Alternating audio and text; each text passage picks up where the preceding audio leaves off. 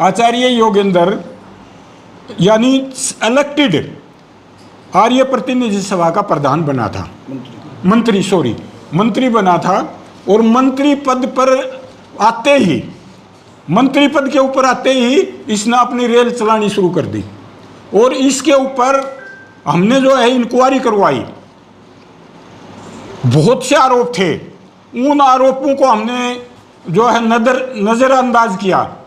कभी इन आरोपों को जो है छोड़ते हुए इसके ऊपर आरोप लगा करके, गबन के आरोप लगा करके, भ्रष्टाचार के आरोप लगा करके सारी कार्यकारिणी ने योगेंद्र को जो है मंत्री पद से जो है बर्खास्त किया। 4 और आरोप हैं। उन आरोपों की अगर आप कॉपी लेना चाहें तो उसकी कॉपी भी हम दे सकते हैं। और आप इस बात को देखिए, हाँ, स्वामी श्रद्धानंद जी महाराज ने कितनी मेहनत से वो जमीन ली, और कुछ गलत लोगों ने उसको बेच दिया, और अच्छे लोगों ने उसको रोक दिया। और आज भी तीनों प्रति सभाएं उसको रोक रही हैं। तो प्रति सभाएं गलत काम कर रही हैं, ठीक कर रही हैं। मैं उमेद सिंह शर्मा, मंत्री आर्य प्रतिनिधि सभा हरियाणा, आर्य जनता से निवेदन करने के लिए प्रस्तुत हो रहा हूं। जैसे सभी आर्य सज्जनों को पता है कि 8 जुलाई 2024 को कुरुक्षेत्र के अंदर कुछ व्यक्तियों ने यहाँ पर जलसा जुलूस निकाले हैं, जिसके अंदर गौ सेवा संघ के कार्यकर्ता, गौशालाओं के जो है काम करने वाले व्यक्ति उपस्थित थे। क्योंकि मैं 40 साल से आर्य समाज की सेवा कर रहा हूँ, मैंने वहाँ पर कोई 5 या 4 आदमियों से ज़्यादा आर्य समाज का कोई व्यक्ति नहीं देखा। उन व्यक्तियों ने ऐसे व्यक्तियों के ऊपर अनगढ़ जो है आरोप लगाए हैं, उनका भी मैं स्पष्टीकरण देना चाहता हूं। लेकिन मैं ये भी साथ में बताना चाहता हूं कि आज़ाद सिंह आर्य का अपना एक स्कूल है। उस स्कूल से 4 बसें भर करके, केवल वो अकेला 4 बसें लेकर के, खाली वो भी लेकर के यहाँ आया। और उन्होंने इस प्रकार का मैं ये कहूँगा कि ये प्रपंच यहाँ पर रचा, जिसके अंतर्गत उन्होंने आचार्य देवव्रत के ऊपर ये आरोप लगाए कि उन्होंने गुरुकुल कुरुक्षेत्र के ऊपर आर्य प्रतिनिधि सभा के ऊपर कब्जा किया हुआ है। मैं आपको ये स्पष्टीकरण देना चाहता हूँ कि आर्य प्रतिनिधि सभा के अंदर आचार्य देवव्रत का कोई भी हस्ताक्षेप नहीं है, किसी भी प्रकार का हस्ताक्षेप नहीं है। आर्य प्रतिनिधि सभा की 21 व्यक्तियों की एक कार्यकारिणी चुनी हुई है, जिसके अंदर 6 पदाधिकारी हैं। सभी बैठ कर के अपना निर्णय लेती हैं। और जब भी हमने आर्य प्रतिनिधि सभा की तरफ से आचार्य जी को मुख्य अतिथि के तौर पर एक जो है आर्य समाज की शान समझ करके उनको जो है आमंत्रित किया, तो आर्य प्रतिनिधि सभा को लगभग 1.5 और 2 करोड़ रुपए मुख्यमंत्री मनोहर लाल खट्टर जी से, हमारे उस समय इस्पात मंत्री चौधरी वीरेंद्र सिंह होते थे उनसे, हरियाणा के गवर्नर से, खुद अपने कुछ कोटे से लगभग 1.5 करोड़ रुपए आर्य प्रतिनिधि सभा हरियाणा को आचार्य देवव्रत ने दिलाए, जिनके ऊपर आज भी हम बैठ कर के सारे स्टाफ को तनख्वाह दे रहे हैं और बड़ी जो है खर्चा कर रहे हैं। इसी प्रकार गुरुकुल कुरुक्षेत्र, ये गुरुकुल कुरुक्षेत्र में आर्य समाज से जो है 75 क्षेत्र में बहुत अच्छी तरह से गतिविधियों के अंदर जुड़ गया था। आर्य वीर दल के माध्यम से 82, 83, 84 4 साल तक मैं यहाँ 15-15 दिन रुका हूँ। यहाँ कुछ भी नहीं था। यहाँ मामूली सी जो फूटा टूटी बिल्डिंग थी। यहाँ जो आज यशशाला बनी हुई है, यहाँ एक पीपल का पेड़ था, कोई यहाँ फंड नहीं था। मैं आपको ये बताना चाहता हूँ, मैं आज अपनी आत्मा की बात, आचार्य देवव्रत ने अपनी पीठ के ऊपर बोरियां लाद करके, मैं एफएड के अंदर सर्विस करता था, इंस्पेक्टर था, ये मंडियों के अंदर घूमते थे अनाज को इकट्ठा करते हुए। सारे दिन गर्मी के अंदर, मई और जून के अंदर अनाज को इकट्ठा करते थे और रात को हम छुट्टी पर चले जाते थे, घर चले जाते थे और ये कैंटर भर के उस अनाज को गुरुकुल के अंदर लाते थे। ऐसी तपस्या का मैं प्रत्यक्ष व्यक्ति गवाह हूँ। मैं मदद करता था आचार्य जी की उस समय सर्विस में होते हुए भी। उसके पश्चात इन्होंने अपने प्रयत्न से, अपने रसूख से इस गुरुकुल को आज आप देख रहे हैं ऊंचाइयों के ऊपर पहुंचाया है, जो भारतवर्ष में ही नहीं अपितु एशिया के अंदर जो है सबसे पहला गुरुकुल मैं इसको कहता हूँ।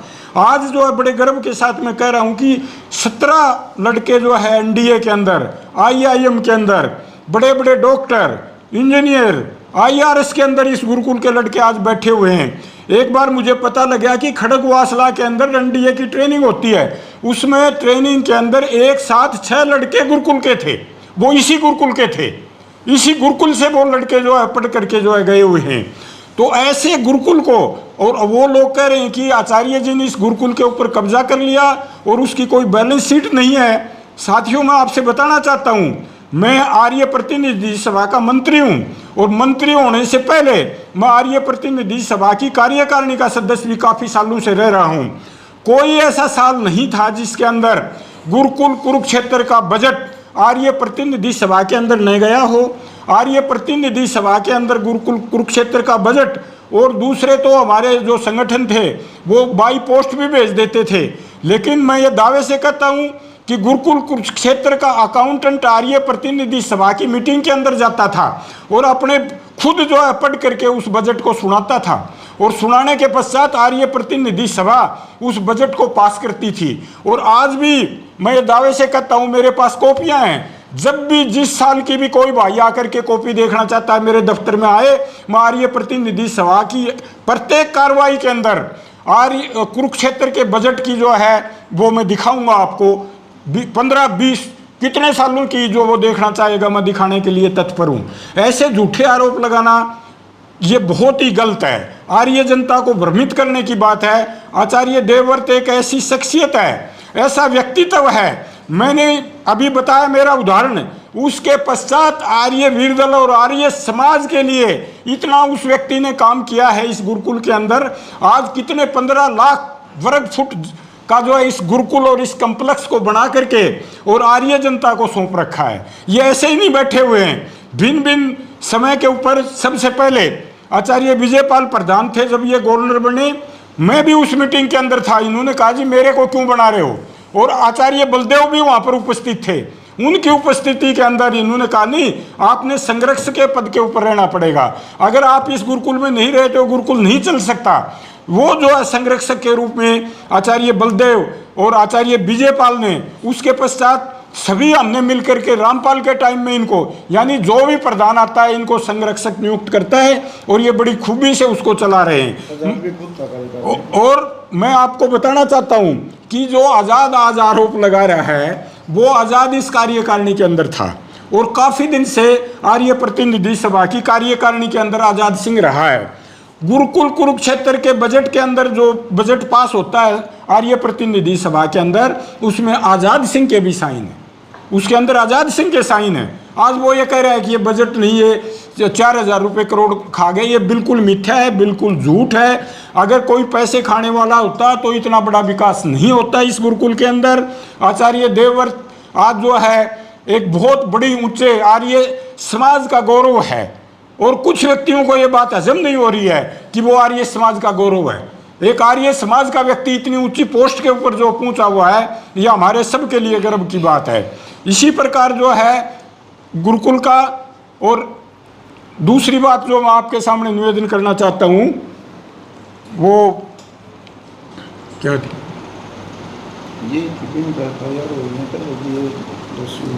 दूसरी सभा से मैं थोड़ा सा बताना चाहता हूं आप लोगों को कि इन व्यक्तियों को, जैसे आचार्य योगेंद्र है, आचार्य योगेंद्र यानी इलेक्टेड आर्य प्रतिनिधि सभा का प्रधान बना था, मंत्री बना था, और मंत्री पद पर आते ही, मंत्री पद के ऊपर आते ही इसने अपनी रेल चलानी शुरू कर दी, और इसके ऊपर हमने जो है इंक्वायरी करवाई। बहुत से आरोप थे, उन आरोपों को हमने जो है नज़रअंदाज किया। कभी इन आरोपों को जो है छोड़ते हुए इसके ऊपर आरोप लगा करके, गबन के आरोप लगा करके, भ्रष्टाचार के आरोप लगा करके सारी कार्यकारिणी ने योगेंद्र को जो है मंत्री पद से जो है बर्खास्त किया। 4 और आरोप हैं, उन आरोपों की अगर आप कॉपी लेना चाहें तो उसकी कॉपी भी हम दे सकते हैं। और उसके पश्चात मैं मंत्री बना हूं, इसका प्रत्यक्ष गवाह है। और ये घूमता रहा कोर्टों में, कहीं मेरा कोई कसूर नहीं था। कोर्टों ने भी इसको जो है ये कहा कि नहीं नहीं नहीं नहीं ये कुछ नहीं है। तो ऐसे व्यक्तित्व जो आज ऐसे व्यक्तित्व के ऊपर जो आरोप लगा रहे हैं वो बिल्कुल जो है मिथ्या है। मैं जो है इन सब बातों का जो है खंडन करता हूँ। इस प्रकार की न आर्य प्रतिनिधि सभा के अंदर, न गुरुकुल कुरुक्षेत्र के अंदर किसी प्रकार का कोई जो है इंटरफेरेंस नहीं है। ये बिल्कुल स्मूथली चल रहे हैं, इससे बढ़िया ये कभी चल नहीं सकते। आर्य जनता इनके भ्रम में ना आए। इनकी एफआईआर जो दर्ज हुई हैं, ये उस एफआईआर को केस कराने के लिए, उससे डरते हुए ये नाना प्रकार के अपने व्यक्तित्व का विकास करने के लिए ऐसे व्यक्ति का नाम ले रहे हैं जिनका सारा आगे का वर्ण जो है ये हमारे जो रणदीप जी बताएंगे आपको कितनी कितनी एफआईआर पानीपत के अंदर जो है इसकी दर्ज हुई है। और एक बात और मैं बताना चाहता हूं आपको, 7 साल तक ये बाल भारती का प्रधान रहा है। उस 7 साल की जो है 24 लाख रुपए का गबन तो भी इस सरपंच साहब ने काट दिया है। और उससे मैं पूछना भी चाहता हूँ आजाद सिंह से, उसने भी एक गुरुकुल स्कूल बना रखा है, उसने कहाँ से बना लिया भाई वो स्कूल? बच्चे फीस देते हैं, इनकम होती है, उससे आगे बढ़ते जाते हैं। इस गुरुकुल में भी फीस है, बच्चे आगे बढ़ते जाते हैं। तो इस प्रकार से ये आरोप लगाना बिल्कुल मिथ्या है, गलत है। आर्य जनता की तरफ से, 600 आर्य समाजों की तरफ से मैं मंत्री होने के नाते इस बात का खंडन करता हूं कि इस प्रकार का आचार्य के ऊपर कोई आरोप सिद्ध नहीं हो सकता, न कोई आरोप है, न कोई उसने ऐसा कार्य किए। आचार्य जी यहाँ भी रह रहे हैं, हमारी प्रार्थना के ऊपर रह रहे हैं, हाथ जोड़ते हैं आचार्य जी आप चले गए तो गुरुकुल बर्बाद हो जाएगा। तो ये आर्य जनता को इन बातों का ध्यान रखना चाहिए, किसी के बहकावे में नहीं आना चाहिए। ये व्यक्ति स्वार्थी हैं, 10 साल से इसी प्रकार से जो है जब चुनाव होते हैं, जब मैदान में आ जाते हैं और इसी प्रकार से जो है बवंडर मचाते रहते हैं और फिर अपने अपने घर में चले जाते हैं, उसके बाद में फिर आ जाते हैं। तो धन्यवाद। योगेंद्र आर्य जी कब आपके यहाँ महामंत्री रहे और कब आपने उनको बर्खास्त किया, किन कारणों से बर्खास्त? हाँ, योगेंद्र आर्य 2017 के स्टार्टिंग में जो चुनाव हुए थे उसके अंदर जो है वो मंत्री चुने गए थे। उसके 6 महीने के बाद में उसके ऊपर आरोप लग गए, उसके ऊपर गबन के 4-5 आरोप लगे। किस प्रकार का गबन? पैसे का गबन तो पैसे का ही होता है। हाँ, किस उसमें कहाँ यूज किया उन्होंने पैसे? वो पैसे जैसे एक जो है गाड़ी खरीदी गई थी। उनका कहना है जो गाड़ी जो खरीदी गई थी वो गोरक्षक के लिए खरीदी? नहीं, वो दूसरी बात है। अच्छा। एक गाड़ी आर्य प्रतिनिधि सभा के लिए खरीदी गई थी अम्बाड़ा से, 10 सीटर। जब वो खरीद करके उसको लिया, हमने बाद में इंक्वायरी की, जब पता लगा उसके अंदर जो है वो एक्सीडेंटल गाड़ी ठीक की हुई ले आया, पुरानी गाड़ी, और उसके वो कितने रुपए जो उसमें लिखे हुए हैं उन रुपए का उन्होंने कौन सी सन में किया था? 2017। जो आप पैसे की बात कर रहे हैं, ये उन्होंने कैश लेन देन किया है या ट्रांजैक्शन चेक वगैरह से हुई? नहीं, चेक वगैरह से हुई, वो उन्हीं से सेटिंग कर लिया ना माड़े वाली कंपनी से। नहीं, चेक से हुई तो फिर तो गबन नहीं बनता।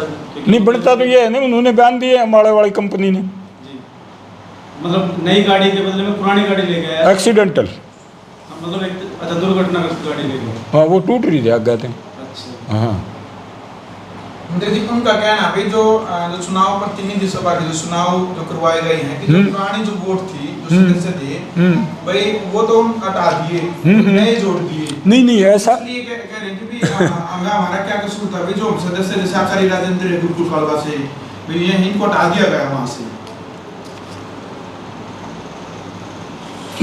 मैं जो है ना आपसे निवेदन करना चाहता हूँ, इस प्रक्रिया को बता दीजिए, आप दूर कर लें। जी जी। इन लोगों ने उस समय ये मांग की कि इसके अंदर ये व्यक्ति ठीक काम नहीं कर रहे, एडमिनिस्ट्रेटर लगाया जाए। और वो एडमिनिस्ट्रेटर जो है यहाँ पर लग गया जी। आपको तो पता है, एडमिनिस्ट्रेटर लगने के बाद में कार्यकारिणी जो है वो भंग हो जाती है। हम कार्यकारिणी के मंत्री थे, प्रधान थे, जो 21 आदमी थे, वो एडमिनिस्ट्रेटर ने उनकी पावर ले ली और एडमिनिस्ट्रेटर की देख रेख के अंदर ये चुनाव हुआ है।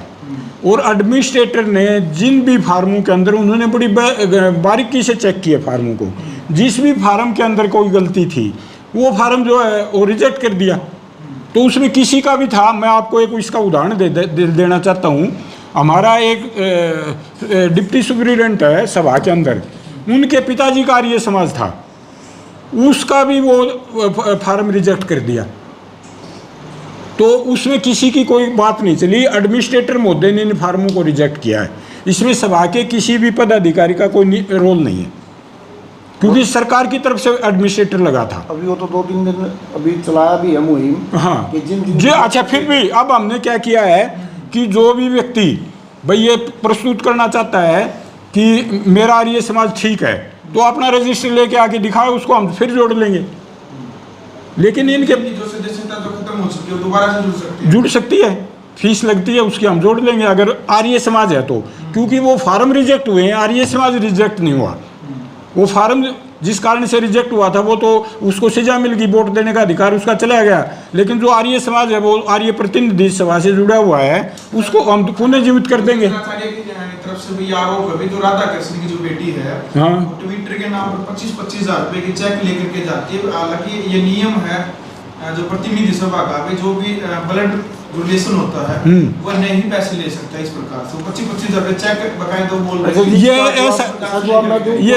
ये मेरे संज्ञान में भी नहीं है, कहाँ से लेके गई कैसे लेके गई मुझे नहीं पता इसका जवाब मैं देता हूँ। जी जी, ये जो CBSE के स्कूल होते हैं इनमें एक ट्रेनिंग की क्लासें लगती हैं, इनमें ट्रेनिंग की क्लासें लगती हैं हर साल। तो उसमें 2-3 ट्रेनिंग करानी पड़ती हैं, उसके लिए ज़रूरी होता है। तो वो किसी NGO से कराएं या किसी से, तो हमने किसी NGO से या CBSE वाला उनने भी भेजे थे, खुद एक NGO को उन्होंने भेजा। तो उसमें क्या था कि हो सकता है कि वो उन्होंने उस NGO से संपर्क किया और जिसमें राधा कृष्ण जी की बेटी भी हो, वो उस पर ट्रेनिंग के लिए आ गई। हमें किसी बात का उस समय तक ये नहीं पता था ये राधा कृष्ण की बेटी है। उन्होंने टीचरों की मीटिंग ली, ट्रेनिंग दी और चले गए। उसकी जो फीस थी वो हमने दे दी चेक के माध्यम से। जैसे ही राधा कृष्ण जी को इस बात का पता चला कि उसने पता था कि भाई लोग इस बात का फिर उंगली उठाएंगे, उन्होंने फटाफट वापस चेक वहीं स्कूलों में जमा करा दिए। मेरे स्कूल में भी चेक आए, सभी स्कूलों में वापस चेक जमा हो गए, वापस हो गए। आपके ऊपर भी आरोप है योगेंद्र आचार्य की तरफ से कि आपने जो आचार्य देवव्रत का जो चाय पानी जो प्रोग्राम आपने आपके गांव में किया था, भाई उसमें जो भी 5 लाख या 7 लाख जो भी खर्च जो लगा है आपने बाल भारती उसमें आपने जोड़ दिया था। अभी उन आरोप आपके प्रति। अजय जी, बाल भारती स्कूल RTI के दायरे में आता है जी, और उसमें RTI लगा के जानकारी ली जा सकती है कि क्या मेरे घर पर उनका बिल लग गया था। अगर मेरे घर पे खाने का बिल एक भी पा जाए वहाँ पे, तो मैं उसी समय आर्य बाल भारती को मैं इस्तीफ़ा देने के लिए तैयार हूँ, 1 पैसे का भी। और आज मैं उस स्कूल से तो 1 साल से जुड़ा हूँ, मैं 20 साल से राजनीति में हूँ। मैं मेरे घर पर मुख्यमंत्री, मंत्री, गवर्नर, सभी DC SP आते रहे हैं। उस समय मेरे बिल कहाँ लगते थे, जब भी तो खाने के प्रोग्राम और मेरे घर पे होते थे। और इस स्कूल में 2010 में मैंने कोई पत्रकार पहले भी आए थे, उनका पक्ष लेके मैंने उनको भी दिखाया था। स्कूल के अंदर 1.5 लाख रुपए की लागत से एक ट्यूबवेल लगा हुआ है, जिस पर आचार्य बलदेव ने उसका उद्घाटन कर रखा है और मेरा नाम उसमें लिख रखा है कि रणदीप ने ये ट्यूबवेल लगवाया था 2010 में, जब इस स्कूल से मेरा कोई संबंध नहीं था। कुछ आर्य लोग मेरे पास आए कि नई बिल्डिंग बना रहे हैं और बच्चों को पानी की ज़रूरत है।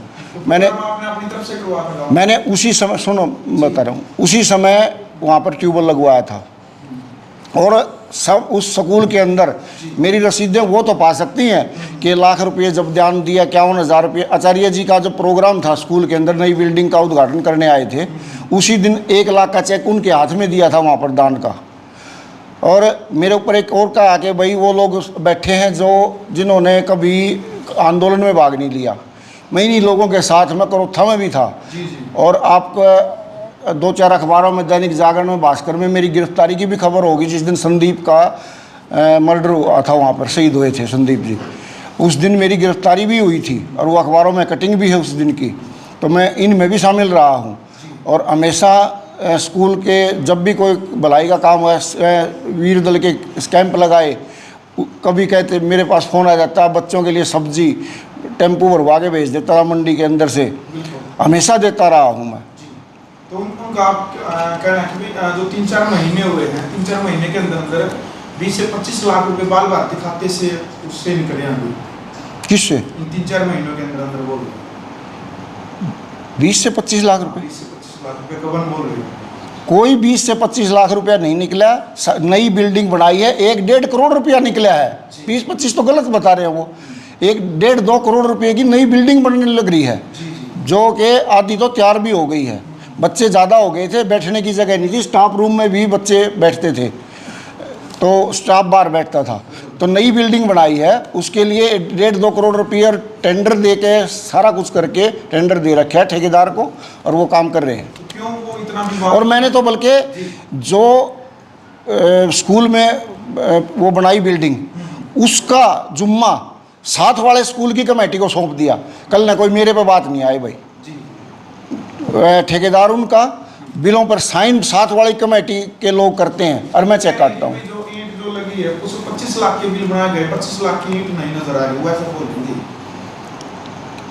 वो तो उसको गिनवा लो, जेई से एमबी भरवा लो, उसकी जितना कितना उसमें लगा, कितना सीमेंट लगा, कितना पत्थर लगा, कितनी बजरी लगी है, कितना क्या लगा, वो तो सारा का सारा उसमें आ जाएगा।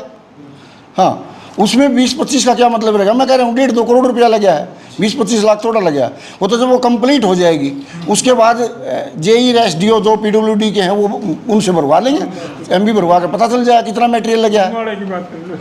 जी, अभी क्या क्या कारण है जो वो इतना बड़ा विवाद कर रही हैं? या कुछ क्षेत्र एसपी कार्यालय में पहुंचे? ऐसा था जी, मंत्री जी ने, मैं बता रहा ना, मंत्री जी ने हमें निर्देश दिए थे कि भाई कई बार लोगों की शिकायतें आ रही हैं और इनकी अपने इसकी रिकॉर्ड की जांच करो, पिछले रिकॉर्ड की। उस जांच में ये कुछ घोटाले निकले आए। उसमें कुछ पैसे कैश ले जा रहे थे स्कूल से, कुछ अपने अकाउंट्स में, निजी अकाउंट्स में ट्रांसफ़र कर रखे थे, एक गाड़ी ले रखी है निजी नाम से, तो वो चीज़ें निकल के आ गई। हमने एफआईआर करा दी 7 को। एफआईआर होते के साथ इनमें हड़बड़ी मच गई। इन्होंने सोचा भाई ये तो यहाँ पर तो बात बनेगी नहीं, उस बड़े आदमी का नाम लेकर तुम बड़े बन जाओ। इन्होंने यहाँ का प्रदर्शन शुरू कर दिया, और उस दिन के बस यही है कि भाई इनको बदनाम करो। इससे पहले भी मेरी एफआईआर कोई नहीं थोड़ा है। इससे पहले 2012 में हिसार में शमशेर ने एफआईआर दर्ज कराई थी। 13 लाख रुपए गौशाला संघ के इन्होंने घोटाला किया था। सिविल लाइन थाने के अंदर एफआईआर हुई थी। 2019 में सब आके जो हेड कलर था शेर सिंह, उसने एफआईआर कराई थी। एफआईआर नंबर 0072 है, 25/2/2019 को ये एफआईआर हुई थी। तो एफआईआर तो इन पे पहले भी होती रही हैं। तो पहले वाली एफआईआर खारिज हो गई थी, इनका कोई निष्कर्ष निकला था? वो केस चले हुए हैं। उससे ये बर्खास्त कर दिया था गौशाला संघ से, जो ये इसने ग्रांट खाई थी। अच्छा प्रधान जी, आपसी इस विवाद में बच्चों के भविष्य में कैसे सुरक्षित करोगे? बच्चों का तो कोई, स्कूल तो स्मूथली चले हुए हैं।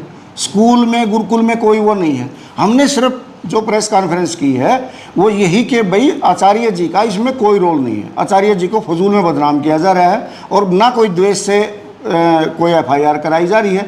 वो तो जो नेचुरल निकल के आया था उसके आधार पर एफआईआर कराई है। बच्चे तो ठीक ठाक है, स्कूल में तो कोई दिक्कत नहीं है। अच्छा, जो ये बात है कि कहते हैं 2017 तक आजाद जी प्रधान रहे जी, उसके बाद आचार्य योगेंद्र जी जो महामंत्री हैं, उस समय इसकी जांच क्यों नहीं करवाई गई? आज इतने सालों के बाद ये जांच का विषय निकला, क्या कोई मतलब जो या पहले वाले जो थे वो केयर नहीं कर पा रहे थे, या फिर आप लोगों को कुछ पर्सनल इनमें इंटरेस्ट है जो आप पर्सनली मुद्दा उठा रहे हैं? क्या नहीं, हमने तो पर्सनल किसी में भी नहीं है। हम पर्सनल में क्या करना है?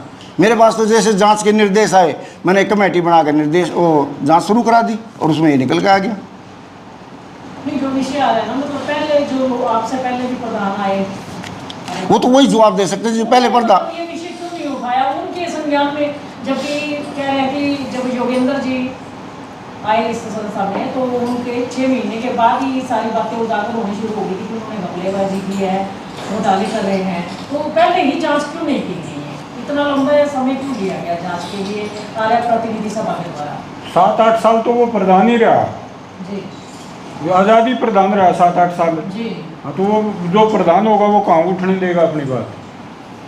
नहीं, 2017 के बाद तो मामला और कुछ डीएन कॉलेज किसके अंडर में आता है? सभा के अंडर में आता है क्या? मुख्यमंत्री जी बताएं। जो है ये किस सभा के अंदर आता है? ये आर्य प्रतिनिधि सभा हरियाणा की। आर्य प्रतिनिधि सभा हरियाणा के। रजिस्ट्रेशन जो है सुनो, मैं अलग से सभा के अंदर मैं में। बताता हूँ। अलग से इसकी रजिस्ट्रेशन अलग से रजिस्ट्री नहीं सुनो, अलग से है। ये सुनो, जी ये गुरुकुल जो है इसकी जितनी भी जगह है, जमीन है 200 किले 1100 बीघा जमीन है।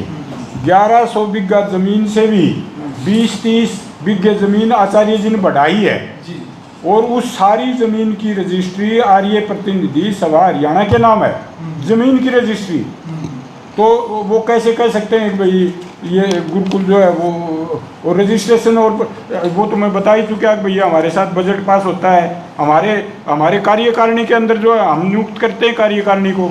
यहाँ का जो प्रधान है, जो कैशियर है, वो आर्य प्रतिनिधि सभा ही नियुक्त करती है यहाँ पर। और सभा के जो सदस्य हैं उन्होंने कोई सुरक्षा कर्मी जो रख रखे हैं, सुरक्षा में जो कोई सुरक्षा कर्मी वगैरह रखते हैं, उनका जो खर्च वगैरह है वो यहीं से दिया जाता है। कौन रख रहा है सुरक्षा क्योंकि कर्मी? आचार्य जी बता रहे हैं। नहीं, कौन रख रहा है सुरक्षा कर्मी? सभा के सदस्य। वो बताओ ना, उस जो भी तो पता चला भाई कौन सुरक्षा कर्मी रख रहा है। और सुरक्षा कर्मी का अगर वो मैंने फिर पहले कह दिया भाई आर्य बाल भारती CBSE का है और उसमें RTI के उस दायरे में आता है, और उसे पता कर लो कि भाई किस सुरक्षा कर्मी की तनख्वाह वहाँ से दी जा रही। वहाँ तो नो PTI लगा के तनख्वाह दी जा करती, नो PTI। और जो शराब पीते थे वहाँ बैठ के, और कोई काम नहीं था। फ्रिज में अंडे तक रखे मिले थे वहाँ पर आर्य संस्था के अंदर, जिनको वहाँ से भगाया है ऐसे लोगों को। तो अभी वो लगातार इस प्रकार की एक्टिविटी उस तरफ से की जा रही है, तो आपकी तरफ से क्या क्रिया रहेगी, क्रिया की प्रतिक्रिया क्या रहेगी आप आगे? क्योंकि वो तो लगातार आगे से आगे जो प्रदर्शन वो करने लग रहे हैं। हमने तो जी FIR करा दी, अब तो कानून करेगा अपना काम। प्रशासन और कानून ने देखना है कि क्या करना है। हम तो ना कानून हाथ में लेना ना कुछ करना। हमने जो कोई रिपोर्ट थी वो पुलिस को दे दी, पुलिस ने FIR दर्ज कर दी। अब उनको पकड़े या उनको माला पहनाए वो तो पुलिस का काम है।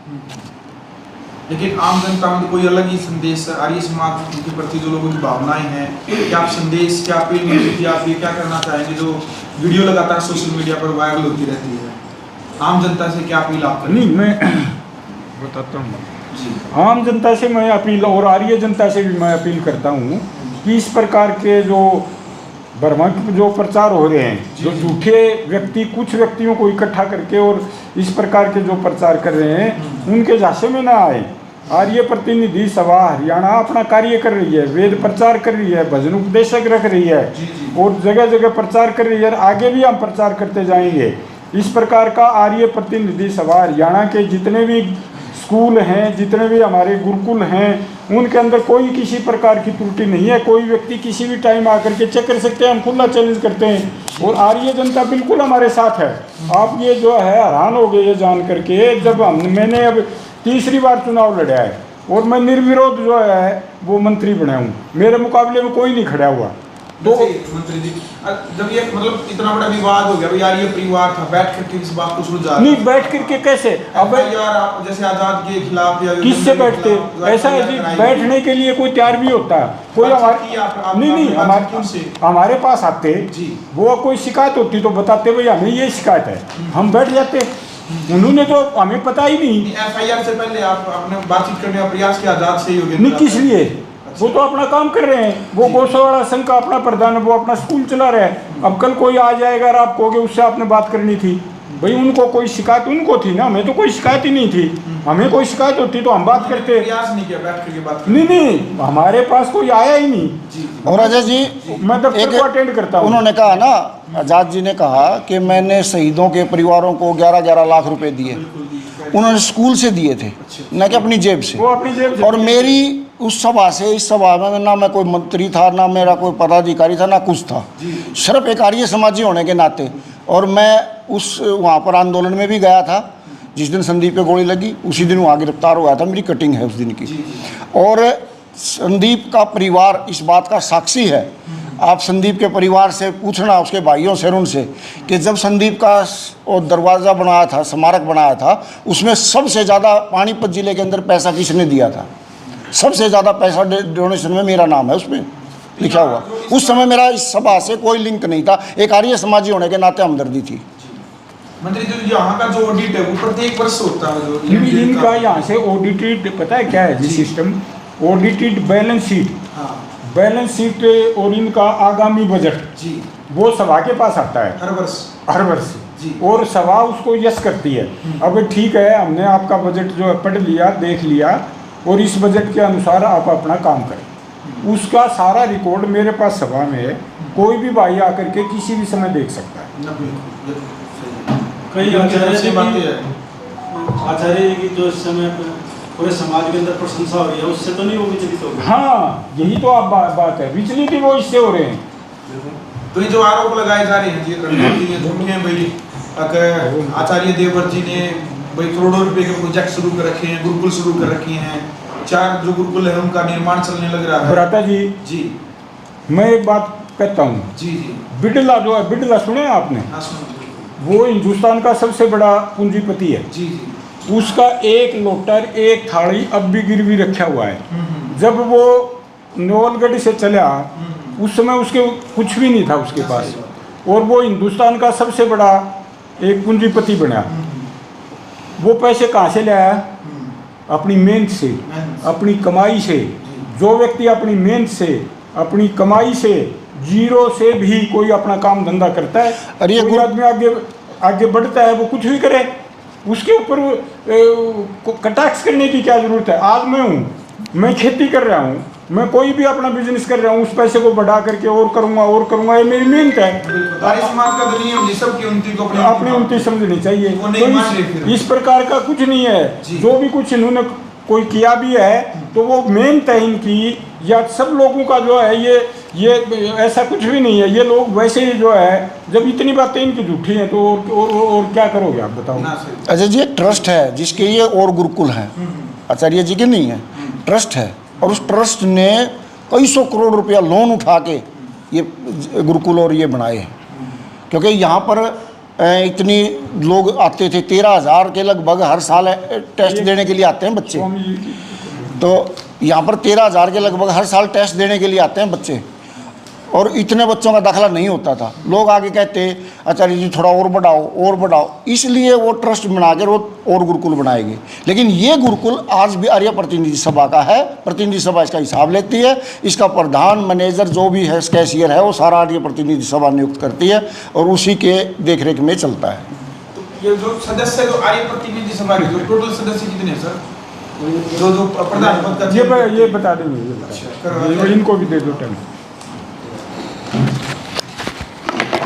8 तारीख को जो डीसी ऑफिस में प्रदर्शन किया गया था, उसमें कुछ सदस्य है गुरुकुल कांगड़ी की भी बात चल रही थी कि उन्होंने कुछ जमीन खरीदी है गुरुकुल कांगड़ी की, तो कुछ ऐसी बातें भी निकल के आई थी। तो कौन लोग थे जो वो उस दिन आए थे? देखिए, ये जो अब नया विवाद आप सभी के सामने आया है 2-4 दिन से,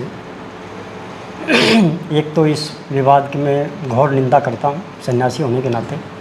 आर्य समाज में इस प्रकार की प्रवृत्ति ना कभी थी, ना होनी चाहिए। दूसरा ये भी है, यहाँ हमेशा शालीनता रही है। बड़े बड़े दिग्गज नेताओं के बीच में मैंने काम किया है, प्रोफेसर शेर सिंह, स्वामी ओमानंद जी, स्वामी जितने जन रामेश्वरानंद जी, जो सिद्धांति जी, और वहाँ मतभेद होते थे, खूब बहस होती थी, लेकिन गाली गलौज कभी नहीं होता था। और अपने से बड़े के सामने तो हिम्मत ही नहीं पड़ती थी। अपने बराबर के सामने तो हो सकता है थोड़ी बहुत झड़प हो जाए, लेकिन ये जो अब प्रदर्शन किया, प्रदर्शन करे कोई भी, कोई बात नहीं। हमने भी प्रदर्शन किए हैं, मैं भी बहुत ज़बरदस्त खिलाफत करता रहा हूँ, आर्य समाज के बड़े बड़े नेताओं के खिलाफ करता रहा हूँ। लेकिन कभी सामने जब कोई सन्यासी विद्वान आता था मेरे से सीनियर, हमेशा चरण स्पर्श करता था, नमस्ते करता था, तो शालीनता बनी रहती थी।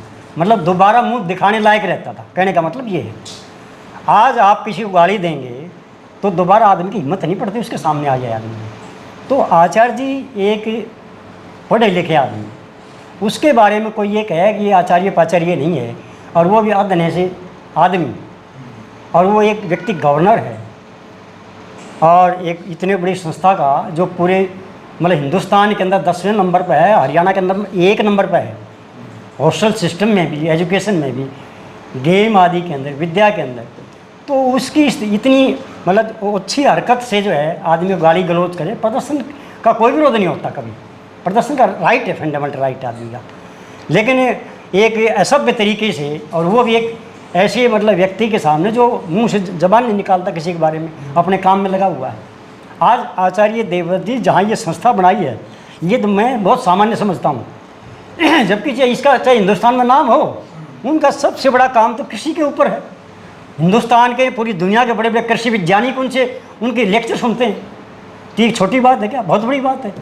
उस व्यक्ति को गाली देना, एक तो मैं इसकी निंदा करता हूँ, कोई आदमी इस ढंग की भाषा को आर्य समाज में कोई भी ना बोले, मेरा कहने का मतलब ये है। दूसरा जो मुख्य मैं समझता हूँ, क्योंकि मैं इस प्रतिनिधि सभा का मंत्री भी रहा हूँ, डिप्टी सेक्रेटरी भी रहा हूँ और अंतरंग में भी रहा हूँ। मैं आज से नहीं, 75 से जब हरियाणा प्रतिनिधि सभा बनी थी, पहले पंजाब होती थी, जालंधर ऑफिस होता था हमारा, वहाँ भी हम जाते थे। लेकिन जैसे ही यह ऑफिस बना उस दिन मैं हाजिर था यहाँ 75 के अंदर, जून के अंदर, त्रिशाखन के आधार में।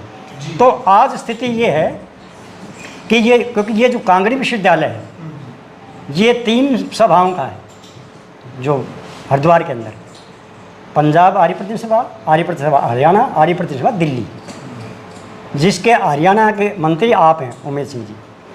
तो तीनों की मिली जुली जो ताकत कह लो, पावर जो है, वो गुरुकुल कांगड़ी पर काम करती है, तीनों की कमेटी। तो वो आज की स्थिति ये है उसकी। आपने देखा कि एक वीडियो आया, मुझे बड़ी ताज्जुब हुआ कि एक व्यक्ति यहाँ बोल रहा है कुरुक्षेत्र के अंदर इन साथियों के साथ जो है, जो प्रदर्शन कर रहे थे, क्या बोल रहा है कि गुरुकुल कांगड़ी की ज़मीन मैंने ले ली। देखिए आप, और जो है ये लोग, कौन लोग? ये प्रतिनिधि सभाओं वाले लोग, ये मेरे दी हुई ज़मीन को मतलब देना नहीं चाहते। वो कह रहे हैं कि रजिस्ट्री करवा ली, मैंने पैसे दे दिए, लेकिन मेरे को ज़मीन नहीं लेनी दे रही। तो आप इस बात को देखिए, हाँ, स्वामी सरदान जी महाराज ने कितनी मेहनत से वो ज़मीन ली, और कुछ गलत लोगों ने उसको बेच दिया और अच्छे लोगों ने उसको रोक दिया, और आज भी तीनों प्रतिनिधि सभाएं उसको रोक रही हैं। तो प्रतिनिधि सभाएं गलत काम कर रही हैं, ठीक कर रही हैं। आप इसका कोई टुकड़ा बेच दो, पीछे से कोई आदमी अधिकारी आज कोई बना रखा, मान लीजिए प्रधान, और बाद में आपको पता लगे जिम्मेवार आदमी को, आगे तो बहुत गलत हुआ, रोको भाई, इसको लठ लेकर रोक दिया। और आज तक तो मेरे ख्याल से इस व्यक्ति ने जो यहाँ बोला है ना, इसका मतलब ये हुआ, ये बेईमान आर्य समाज की ज़मीन को लूटने वाला और बैक साइड से कब्जा करने वाला और जो है 2 नंबर का पैसा देने वाला वो व्यक्ति क्या इस आंदोलन को पुश कर रहा है। इससे क्या साबित होगा? स्वामी जी क्या साबित होगा इससे? मतलब ये कहा जाए कि ये घपला सिर्फ आर्यपाल भारती स्कूल में नहीं बल्कि हरिद्वार में भी चल रहा है। घपला नहीं, आप समझे नहीं इसका मतलब, मेरी भाषा नहीं समझ रहे, ये आप समझा करो, आप बातों को समझते नहीं इसका मतलब। मैं ये कह रहा हूँ जो व्यक्ति यहाँ आया हुआ था और वो बोल रहा था, वो बाइट देखो आप ध्यान से, वो आदमी ये कह रहा है कि मेरी ज़मीन का कब्जा खरीद दिलवाओ, इतना फ्रॉड किया है।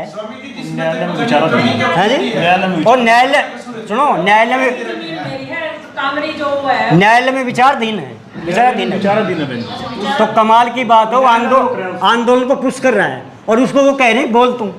इसका मतलब क्या हुआ? इसका मतलब आंदोलन को वो बजट दे रहा मोटा। तो ये तो इससे बड़ी निंदा क्या हो सकती है? तो कहने का मतलब ये है कि इस ढंग की बातें जो है, और जहाँ तक है सदस्यता की बात, ये परंपरा गलत है। जो किसी का जो है ठीक सदस्य को काटे और गलत को जोड़े, लेकिन ये तो जो है परंपरा क्या नाम है, मास्टर रामपाल ने और इसने क्या नाम है, योगेंद्र ने डाल रखी है।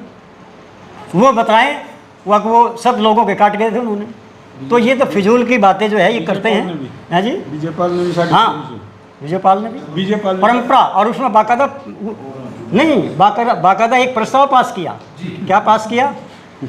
तो अब भी जो है सक्रिय आर्य समाजी, निष्क्रिय आर्य समाजी, तो जो परंपरा खुद गलत डाल रहे हैं, वो क्या उपदेश देंगे यहाँ? वो आदमी तो करे, तो कह रहे हैं योगेंद्र इंद्राचार्य जी उनका मैं कह रही थी, मैंने आर्य समाज का चोला पहन रखा है। आर्य, हाँ सुनो, एक मिनट, बिल्कुल आपने बड़ी मौके की बात कही, मैं इसको कहने वाला लेकिन भूल गया था।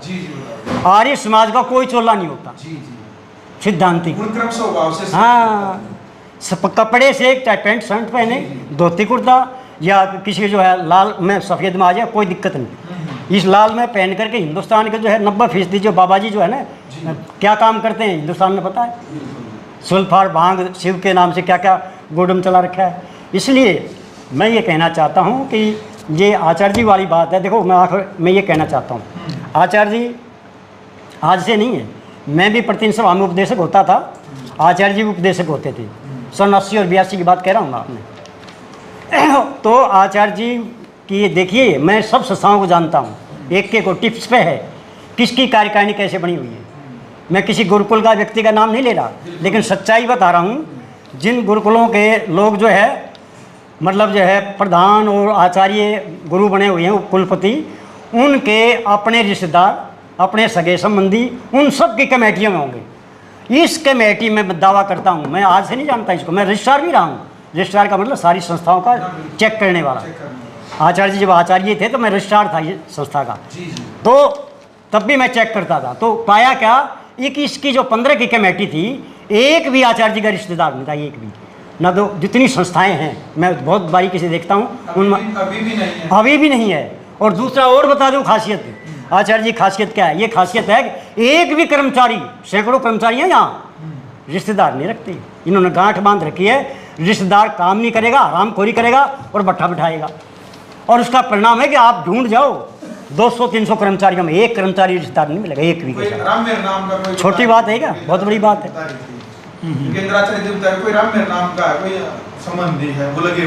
नहीं, वो तो मैं नहीं जानता उसको। नहीं होगा, कोई बाहर होगा, यहाँ कोई नहीं है। अब सुनिए, लास्ट में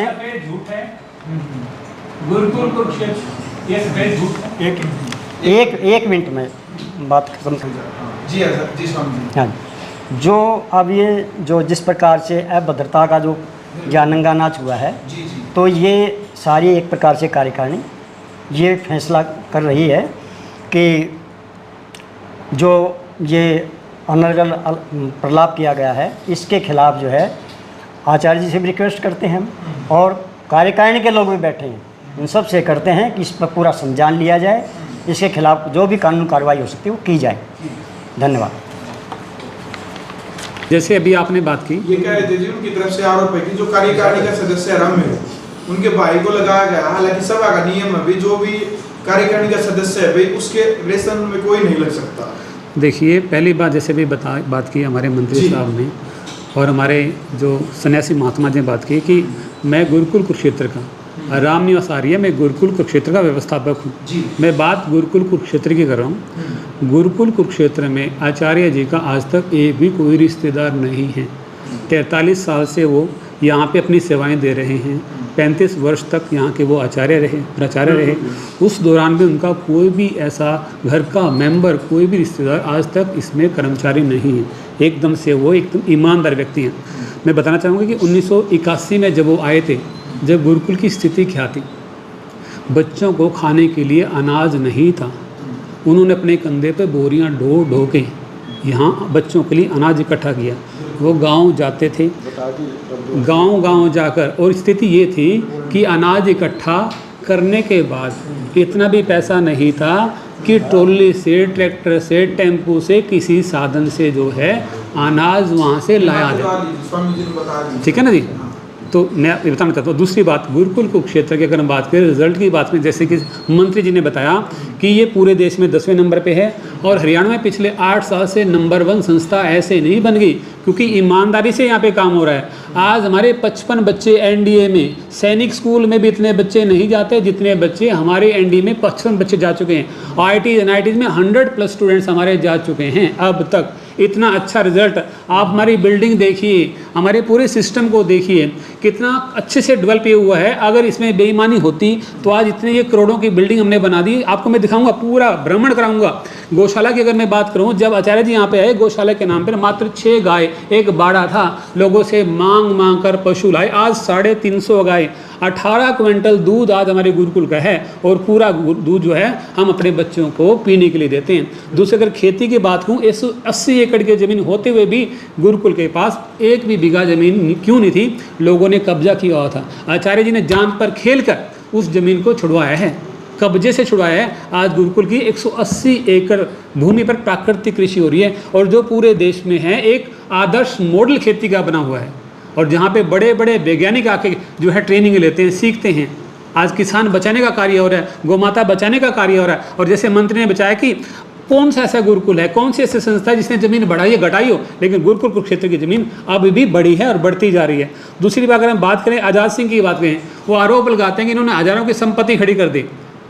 सरपंच साहब ने बताया कि भाई बैंक हैं, आप लोन ले सकते हो, आप अपने काम को आगे बढ़ा सकते हो। आज़ाद सिंह को देखिए, इतना कम पढ़ा लिखा आदमी, उसका कॉलेज है, उसका स्कूल है, उसने कहाँ से खड़ा कर दिया?